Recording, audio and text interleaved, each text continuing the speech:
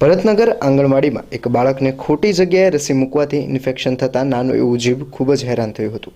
મળતી વિગતો અનુસાર ભરતનગર આંગણવાડીમાં એક બાળકને પાછળના ભાગે દેવાની રસી સાથળ પર આપી દેવામાં આવી હતી, જેને લઈને બાળકને ઇન્ફેક્શન થયું હતું। આંગણવાડીમાં બાળકના વાલી દ્વારા જાણ કરવામાં આવતા આવું થાય તો જ બાળકને રસી લાગી હોય તેવું કહેવાય જેવા ઉધડિયા જવાબ આપી તેઓને ટાળી દીધા હતા। ત્યારબાદ 2 થી 3 દિવસ બાદ પણ કોઈ ફેર ન પડતા ડોક્ટરને દેખાડવામાં આવતા આરોગ્ય કેન્દ્રના ડોક્ટરે મોટા બાળકોને દેવામાં આવતી દવાનો ડોઝ આપી દેવામાં આવ્યો હતો। ત્યારબાદ પ્રાઇવેટ હોસ્પિટલમાં દેખાડવા જતા ડોક્ટરો દ્વારા કહેવામાં આવ્યું કે આ રસી ખોટી જગ્યાએ મૂકી હોવાથી બાળકને ઇન્ફેક્શન થયું છે, જેના કારણે તેને મોટો ફોડલો પડી ગયો છે અને આ ફોડલાને ચેકો મારીને કાઢવામાં આવ્યું હતું અને બાળકને આના કારણે ખૂબ જ પરેશાન થવું પડ્યું હતું। આ બાળક 15 થી 20 દિવસ સતત હેરાન પરેશાન થયું તો હવે આ વિષયની જવાબદારી કોની? આંગણવાડી કર્મચારીની કે પછી ડોક્ટરની બેદરકારી?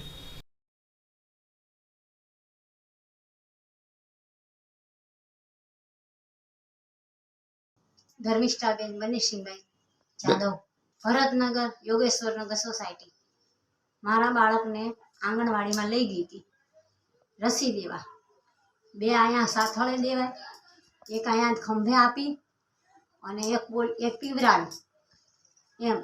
તો 2 અહીંયા સાથળે દેવાની હોય, એની બદલે એક હરખી દીધી, એક હાથે દીધી અને એક પીવરાવી અને એક પાછળ અહીંયા પગે આપી દીધી છે।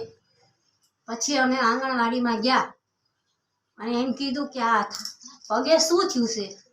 તો કે આવું તો થાય જ તે, તો જ કહેવાય કે રસી થઈ લાગુ પડી ગઈ એમ।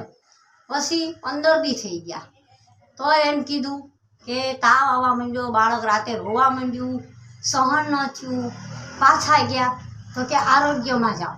જગાતનાકા અમે આરોગ્યમાં ગયા, ત્યાં એમને એમ કીધું કે ગુરુવારે સર આવશે ત્યારે તમે આવજો અને એમ કીધું કે આ ઝાડાની ટીકડી છે એ બાળકને આપી દેજો। એવડી મોટી ટેબ્લેટ કેમ બાળકને આપી? અને રાત દિવસ બાળક સૂતું જ નથી। આજે 20 દી થયા, રાઈટ 20 દી 22 23 દિવસ થઈ ગયા।